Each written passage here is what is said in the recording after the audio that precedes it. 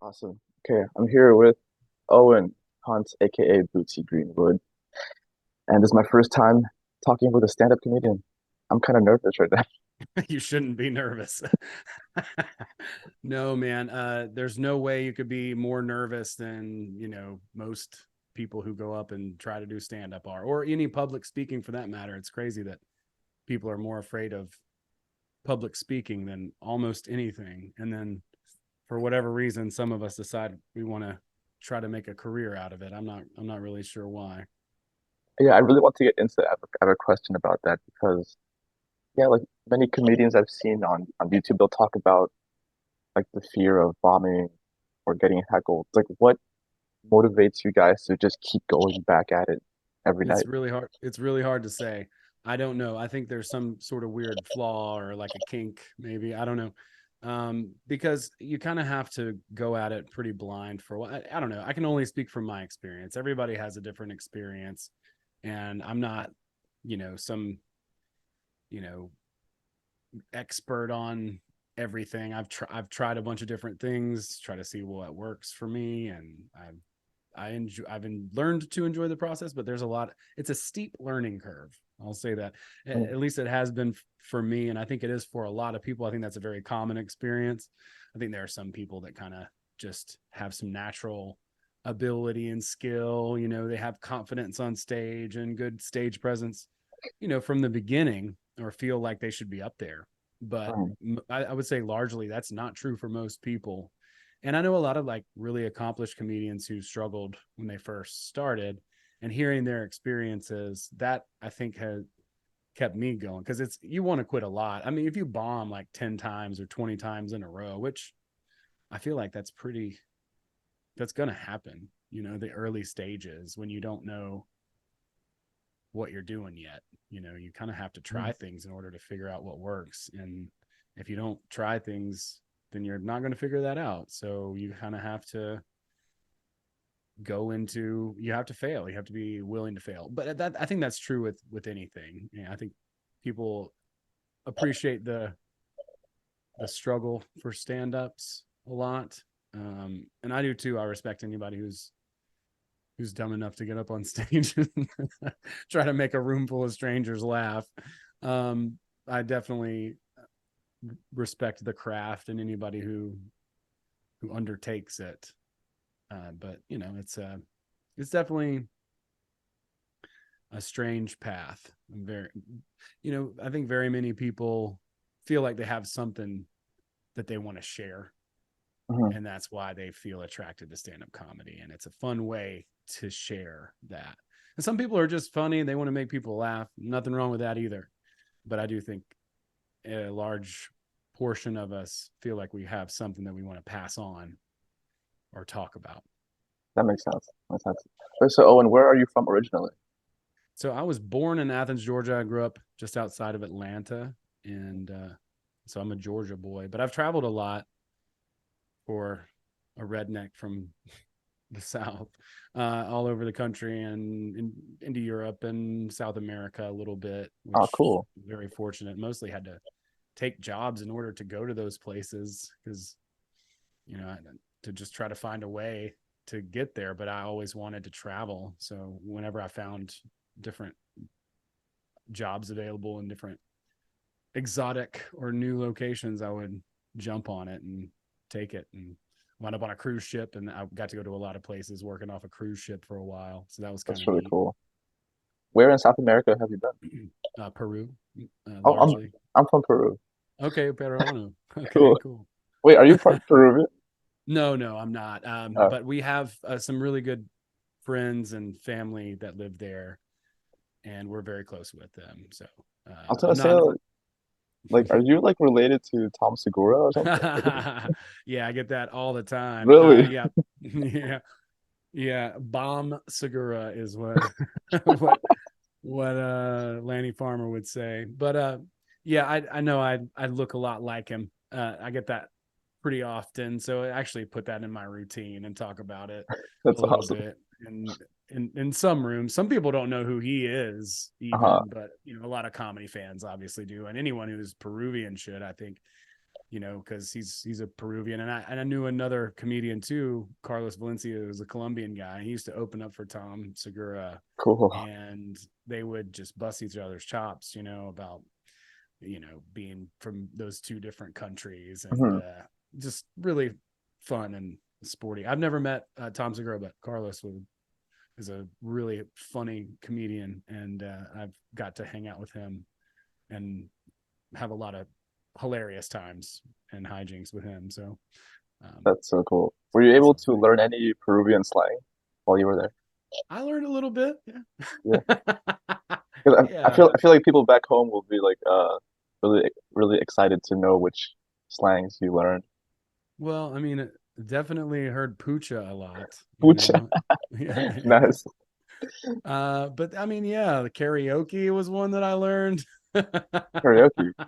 Karaoke for, yeah, well, I should, can I say what it is? I Yeah. guess, Yeah, go for it. that's a blow job, karaoke, when you sing karaoke on someone.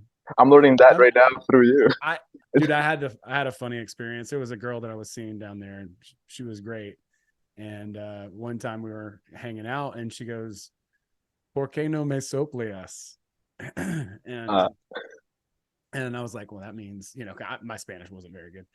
And I'm like, "Well, that means why don't you blow me?" And I'm like, "Well, por qué no me soplas?" Like, why don't you blow me? Like you go first. But I didn't realize she was saying it was hot. There's no uh, AC in her place. So she was saying, "Why don't you blow on me yeah. to cool me off?" And man, I really embarrassed myself that time trying to. But Spanish is such a beautiful language. I really loved it. I was okay when I was there, at least fair. And then Mhm. when I came back to the States, I kind of lost a lot of it. I guess I could get it back if I was more immersed. But Yeah. I love Latin culture and Peruvian culture specifically. We would all hang out, and I was staying first when I first got there in this little spot called Callao, which is like right outside of Lima. Yo, you were in the hood. Yeah, I was taking combis and everything. But we would all Nice. like hang out and stand around in a circle and pass a bottle around and just drink it with everybody with a glass. And Yeah. such a cool culture and amazing people. I had yeah, I miss being down there. I hung out in Arequipa for a while Mm, too. I was cool. there at a hostel with some friends, and it was super fun. Like we had an amazing time while I was there. Um, I'd love to go back. The food alone, I mean, is worth traveling, I feel Yeah. like. I have to ask you, like, I guess, like the stereotypical question that Peruvians ask tourists, like, what was your favorite food? Man, that's hard to say. I tried so much, I tried like the anticuchos, and Yeah. I tried to be open-minded and try a bunch of stuff. And when I was in the mountains, I would eat stuff, alpaca and different things. I really liked uh the beef hearts. Yeah. So good. Really good, actually. I missed that. Really good. And I didn't ever eat kui, actually, but I did eat a lot of different types of anticuchos and stuff that we would go and just eat off of the street, and the street vendors just kind of cool. Also, the Chinese food. Oh, There's a man. There's so much good, like chifa, like yes. Oh my gosh. good rice. Oh my god! And then the green noodles, Tyreenis Yes. verdes, Like phenomenal. And then pollo a la brasa, of oh my, course. I miss all of that food. Like my whole life, I thought pesto pasta was Peruvian because of Tairinas Right. verdes. Yeah, man. Like my first time trying pesto, like outside of my house was like I was like in my mid 20s and I was like, this tastes like Peruvian food. That's Oh, great. may I ask why you didn't eat guinea pig? I just the opportunity really didn't present itself. I would have had to Ah, have okay. gone out of my way. It's not that I didn't. It's not like I had the opportunity and turned it down. Ah, I did, it just didn't. I had friends who were taking me around and they're try this, right? yeah. Um, asking me, what I liked and just taking me all around. But for whatever reason, I don't ever remember there being an opportunity to try it really. True, true. So I knew it was a thing, and I'm even more so up in Ecuador or just like in the Ah, mountains, I guess. right.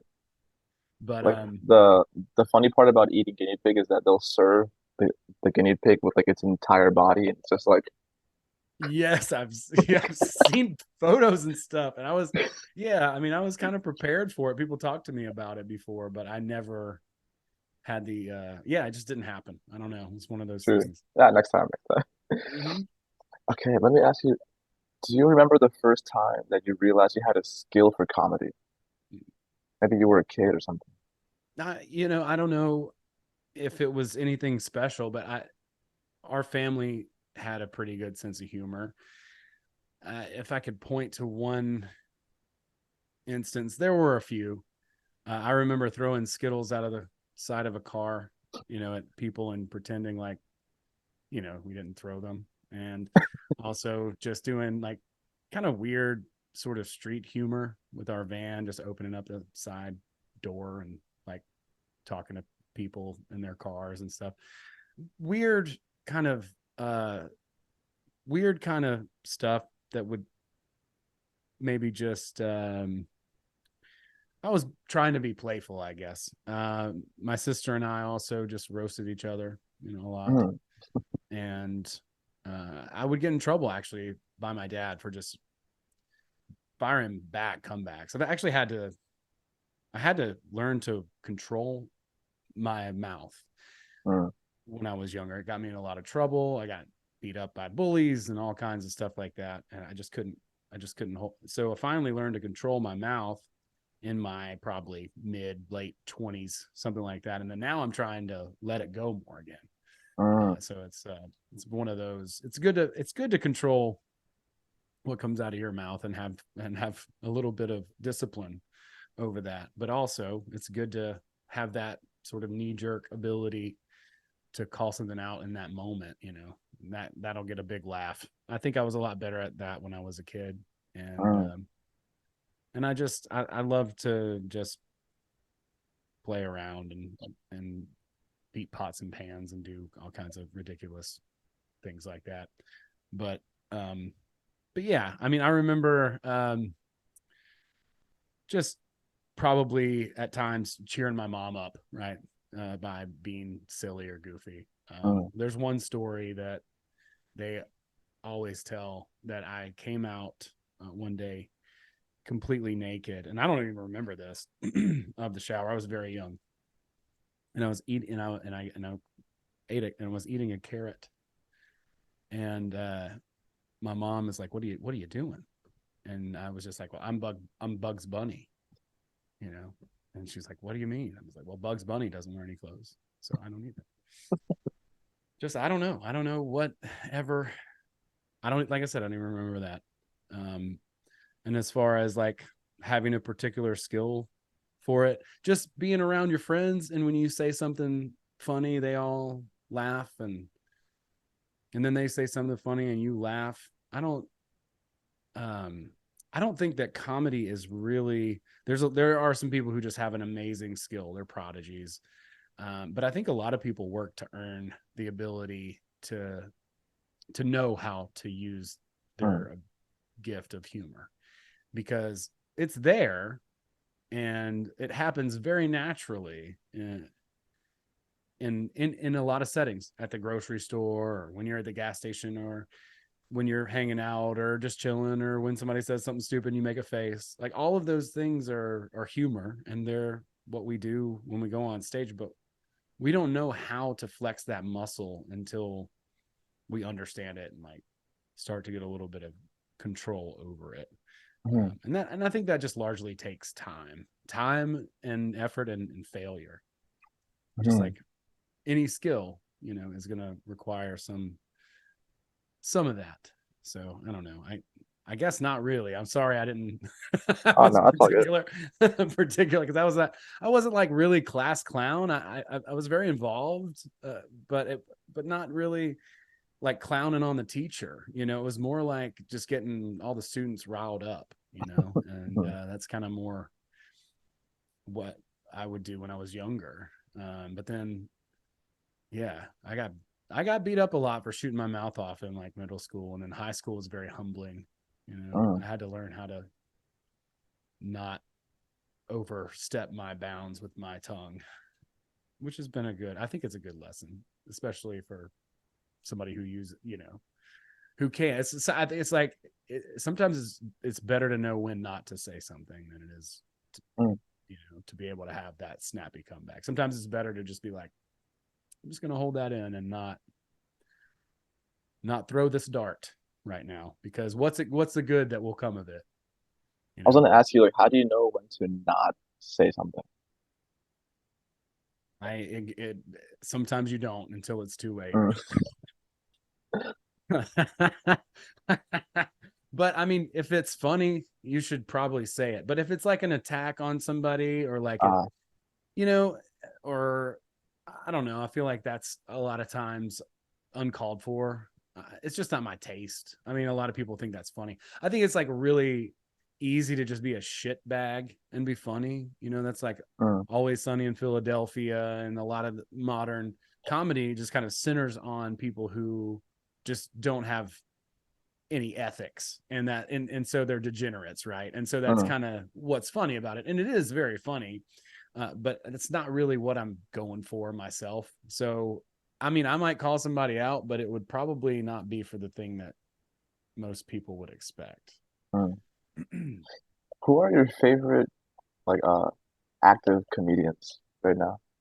I would say Dave Chappelle's probably one of the best, best that's ever done it. He's uh, as far as somebody who's living, and Bill Burr, of course.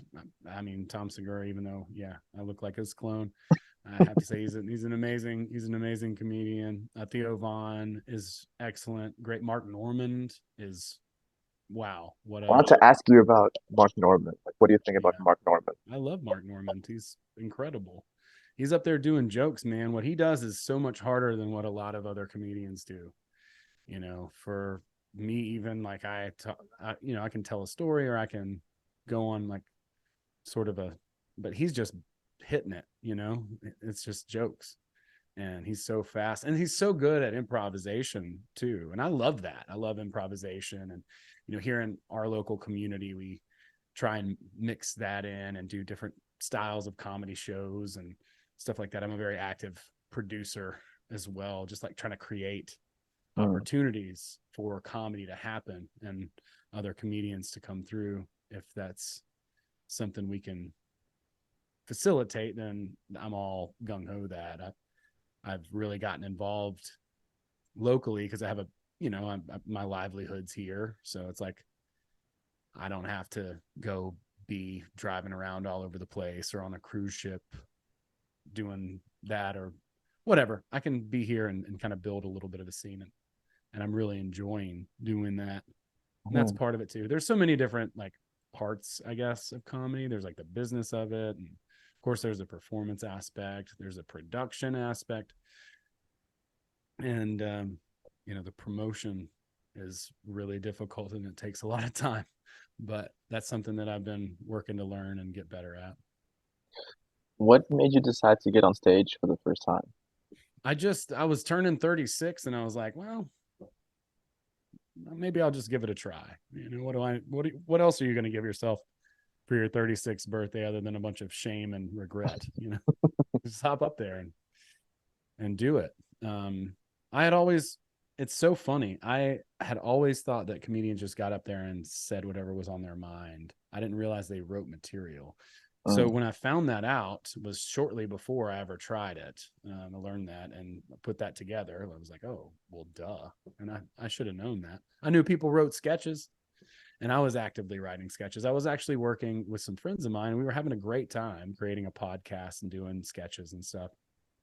And I really, really, really enjoyed it so much that I was like, well, you know what? I'll just try stand up once I learned that they wrote jokes. And I was like, I'll just write a set and I'll give it a shot. And cool. so I did. Yeah. So I did okay. The first part, the first part of the set was pretty good. And then the last part, I totally forgot what I was talking about. And then I went up and I was like, well, that was pretty fun. I did okay. So I was like, I'll keep trying it. And then I just bombed a lot after that for a long time. Mm, Of course, you're doing these open mics. That's the thing about it. People like, how do you define bombing? Like it's hard to bomb a room that nobody's paying attention to you anyway. You know what I mean? Like, mm, how do you call that bombing? But I think it's a trial by fire because you have to go into these terrible rooms where there might be 5 or 6 people. Some of them are just drunk regulars at the bar. And you have to somehow wrangle their attention onto you and make them trust you enough to listen to what you got to say. And then you can make them laugh. mm, So that is a skill within itself, and that's something that I think Dave Chappelle, for instance, back to who are great comedians, mm, he is excellent at controlling the room, mm, and I call it like snake charming. It's like you have to snake charm these people. Now, if you're in a club, people are there to see comedy. It's a different dynamic. It's a little bit easier.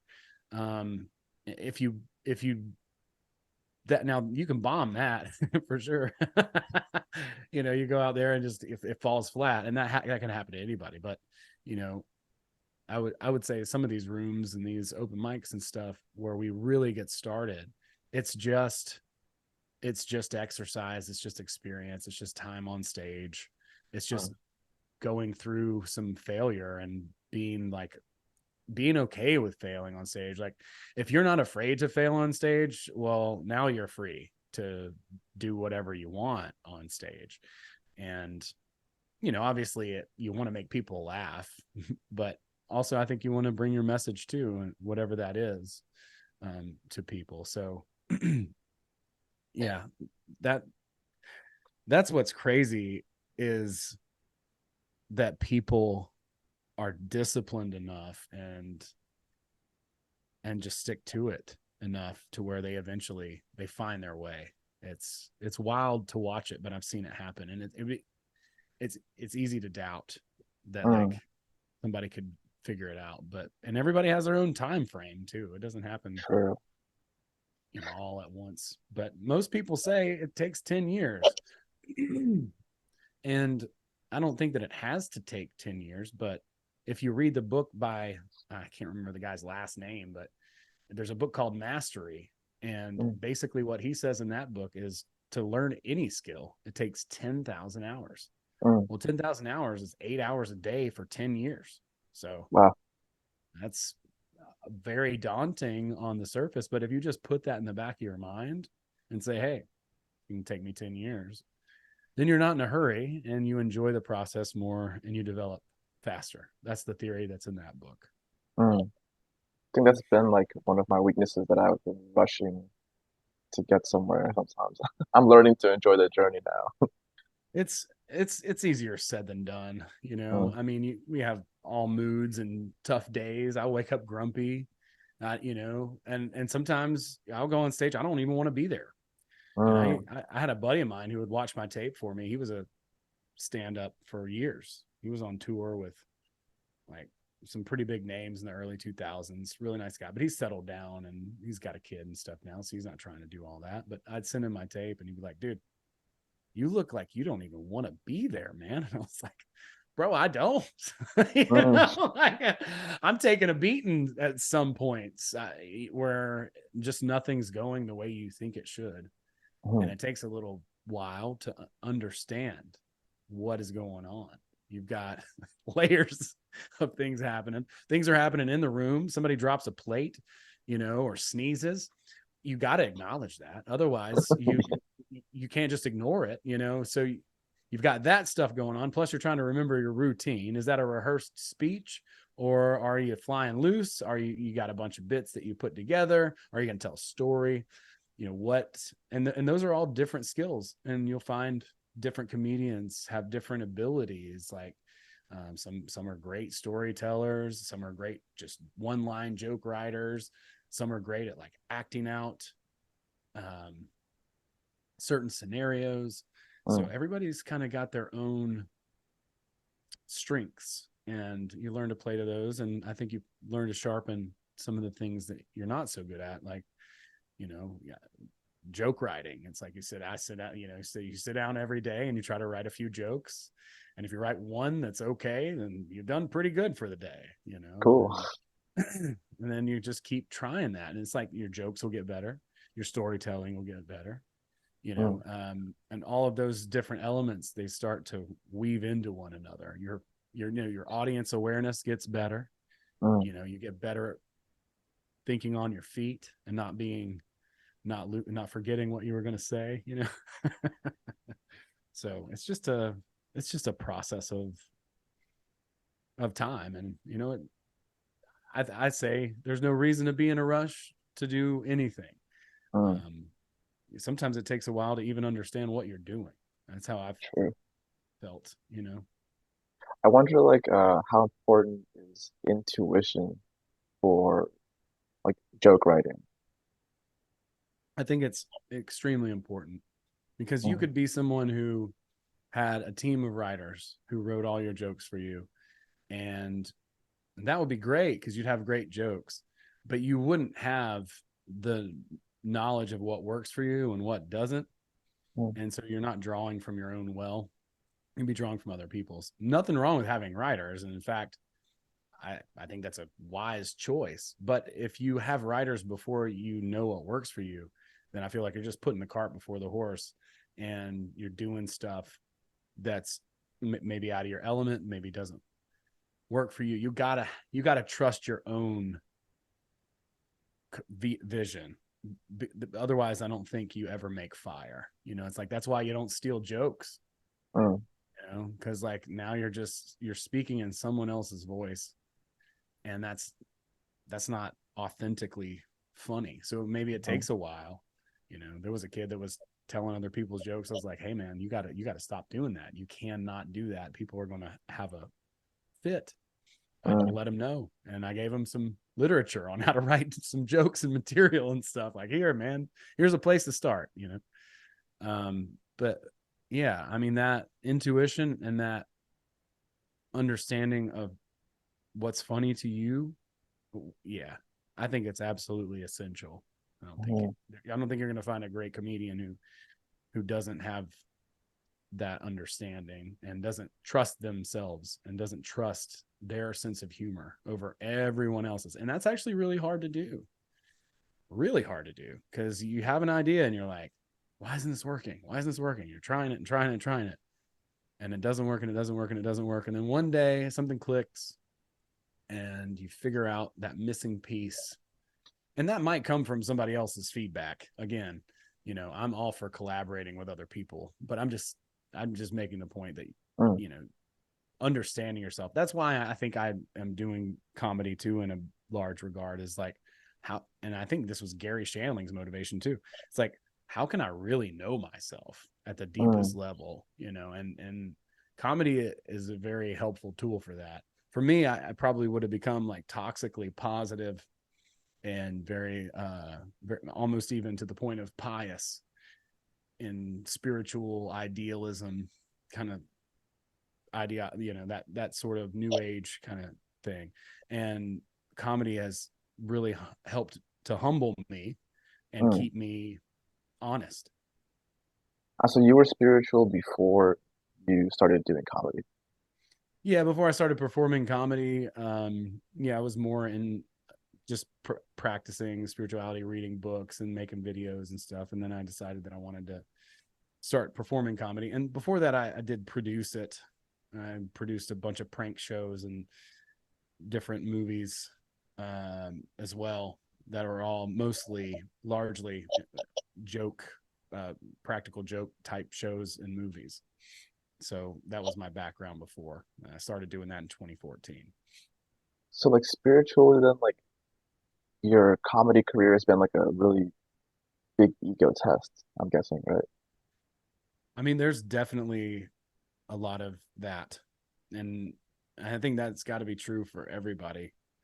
We're all battling our egos, and doing stand up versus doing improv.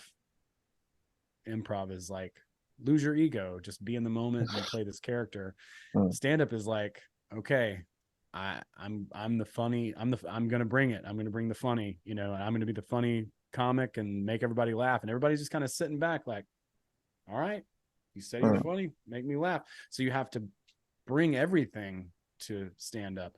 Whereas in improv, you can surrender to the moment and be in the room, and mm, whatever makes sense in the scene is going to be hilarious, just because you're just following the natural progression and watching the bubble burst on its own. mm, Doing stand up, it's a little bit different because you have to come with something. I mean, unless you're Rory Scovel, I think he improvises a lot, and several other comedians that can do that who have developed that skill and that muscle. mm. It's that's hard to do though in stand up. Mark Normand is great. Like he can just write jokes in the moment so fast. So Mm, he's excellent there. He's become so proficient that it just happens automatically. He's made that connection in his mind so many times mhm, that he just automatically does it. And I think that's kind of what you need to be able to do to master something. That's true mastery mhm. at work right there. And like, I wonder if like Mark Norman, like, does he have to think much to make those jokes, or are they just like coming out of him? He's just like releasing them or something. I think it's a little bit of that. Yeah. I think over time, it's like for me and my progression, you sit down and you write these long paragraphs and just all the stuff. And then before too long, you start writing down a few words, and then, you write down a couple words that make you remember what the connections are. And Mhm. it just becomes a more fluid process from crafting to delivering. Yeah, I wanted to ask you some stuff about spirituality. Um, because I heard about you from my friend Carla. She's over in Washington State, and I met Yeah, Carla. I Yeah. met her through a Ram Dass Facebook group. Okay. So then, oh yeah, she mentioned you because I was telling her I was having sleep paralysis. Oh yeah, I had a long, long bout of that. Yeah. Really? What like Yeah, I what dealt with that for a is long time. like what do you think that's all about? I don't know. I mean, scientifically, like your body stops moving around while you're dreaming, because otherwise, when you're running through the forest or dunking a basketball in your dreams or whatever, then your body would be making those movements. So Mm, there's this thing that happens. I mean, folklore wise, there's the old hag. That's mhm, like the Celtic tradition, which like this like lady who like sits on your chest. And I've had that experience. It's been other perceived like people or things or energies or whatever. One time, I swear to God, I thought my dad was in the room, but sometimes they're just like over in the corner, kind of looming. yeah. But when you wake up, you can't move or scream, but you're awake, but your body's still asleep. So scientifically speaking, your body's not aware that you're consciously awake in your body, Mm, so you can't move it. But there does seem to be a presence of some sort there, right? And that's the myth, that's the legend, and the best known is the old hag, and mm, but I'm sure there are many others. Now, I will say this: there is speculation that is a prompting of the beginning of an astral projection. mm. So it's possible, if you can stay calm in that situation, to escape your body and go on a out of body experience. Like I think my mom and my grandma also experienced that. And my grandma's advice was like, "Hey, just like wiggle your toes till you can feel your foot and then your leg and then just like snap out of it." That seems like pretty good. Sometimes to me, it's trippy. It's hard to tell. I can't tell if I'm asleep or awake, Hmm. and that it's really confusing and disorienting what's going on. But it's always scary. There's always this like dooming feeling of just absolute sheer fear. I don't know why it feels like that, but it does. Like something is not like it's not letting you move, and you are Hmm. being held down by it. So that's what it feels like. As far as what it is, man, what a crazy world. Like, what a that's why I'm into spirituality, because I can't explain anything Mm. really, hardly. It's hard to explain things. People don't know. Nobody can tell you what reality is. Right. There's not a single person, no one in the world ever. So here we are with thousands of books and thousands of years of history, and we still don't know the mysteries. But I mean, I'm trying to be more comfortable not knowing them and just Right. enjoying the process, just like we were talking about before with the whole whatever it is that you're pursuing. Like, isn't spirituality about like unlearning things? Is that I what it think is? I think that has a lot to do with it. I feel like it's more like learning your own self. You know, it's Mm, really self actualization, self reliance. Probably my favorite book is Ralph Waldo Emerson's Self Reliance. It's really more like an essay. It's about an hour long, but mm, really talks about trusting yourself in that book. That's what it's really, really about. Is yeah, he says at some point when my genius calls me, I write on the doorpost whim, meaning if I feel like I have something that I need to do that I feel within myself, then I'm going to do that. And he even goes as far as to say I'll like betray father and mother and brother when my genius calls me, because mm, that's the only thing you can rely on, you know. And then he contrasts that with his friend who is a church minister, and he says that his friend basically has a cover over one of his eyes, and when he asks him questions, he has no other way to explain the answer than through that lens. So he already can predict the answer because it's going to be whatever the church's answer in that case is, right? Not right. knocking at the church, but just saying, like, I know what you're going to say because you have an affiliation. So Yeah, you have to. it's predictable. Exactly. Yeah, how would you de define enlightenment? I don't know if it exists. Maybe it's like the snake eating its tail or chasing the dragon. Um, I don't think the point is enlightenment. I think it's I'm not saying people don't attain that sort of a state. Mm, That's got to, you know, be higher than bliss or some, you know, incredible feeling. That's all great, but I think leaning into the earthly experience is powerful and worthwhile, and enjoying that part of it, I think, is maybe the challenge. If unconditional love is real, it has to be tested. mm, So, yeah. so that's where we're at. So, you know, it's not all going to be, you know, roses and fairy tales and all that. Those things are great, and or all light and love or whatever. Those things are Mm, great, but it's about balance too.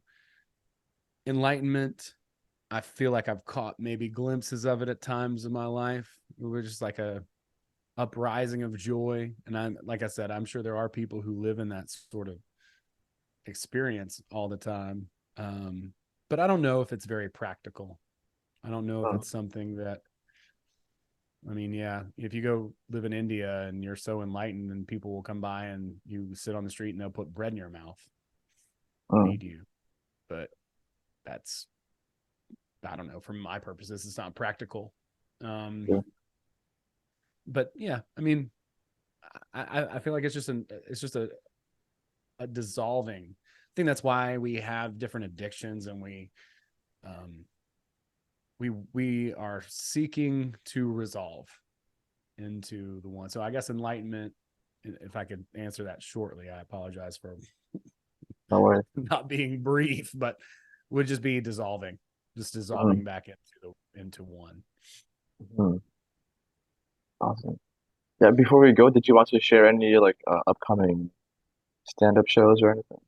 I'm doing a lot here in my hometown of Athens, Georgia. I actually got asked to go and travel earlier this week, and I was like, "Yeah, man, I'm actually, I'm just gonna do my mic that night. I'm just gonna hang here and be here."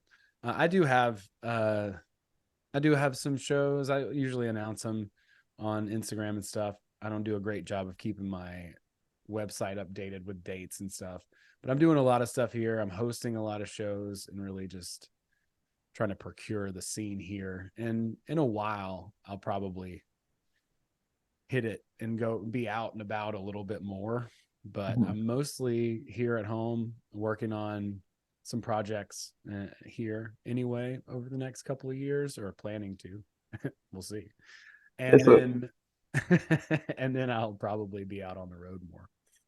so actually, right now I'm in Vietnam, and I'm in Saigon, Vietnam, and there is a stand-up like scene coming up here with foreigners from all over the world. So maybe you could come over here and do a show sometime. Dude, I would love to. That sounds amazing. How long have you been there? About 5 years. Okay. Yeah, Very cool. and like most foreigners here, they teach English. But people are just doing like, yeah, I guess like whatever they love to do, they do it on the side, whether it's stand up or music or whatever. Yeah, That's really cool. Yeah, that sounds like a lot of fun. yeah. I'd love to connect with anybody there. And if any, if you know anybody who comes through here, that's kind of how, I was in music for a while before I got into comedy. And the way the comedy scene works is, I mean, the comics do everything themselves. It's not like the music scene where somebody books this band and they promote for them and tell all their friends. And then there's this screaming fan base inside the venue. Mm, It's like they are out there hustling. So, that's what we're kind of trying to get going here so that people can come through, let us know, have a spot, to crash, mhm. play a show and have some fun. So, yeah, man, I think that's great. I'd love to come out there and perform Awesome. in Saigon. Yeah, man, that's And good while stuff. like and while you're here, you can try some local food and stuff. Like a bowl of pho here is like $1.50. Oh my God. I bet it's so good. I That's love okay. pho. Yeah, That's awesome. awesome, dude. All right, thank you so much, Owen. Thank you. I really appreciate it. Nick, it's my pleasure. Thank you. And yeah, thanks for reaching out. Happy to chat with you. And yeah, hit me up. We'll be in touch. We'll put some dates on the calendar, man. Yes, awesome. Excited. All See right, you, man. okay. Take care. Thanks a lot. Bye bye. Yeah, yeah, yeah, make it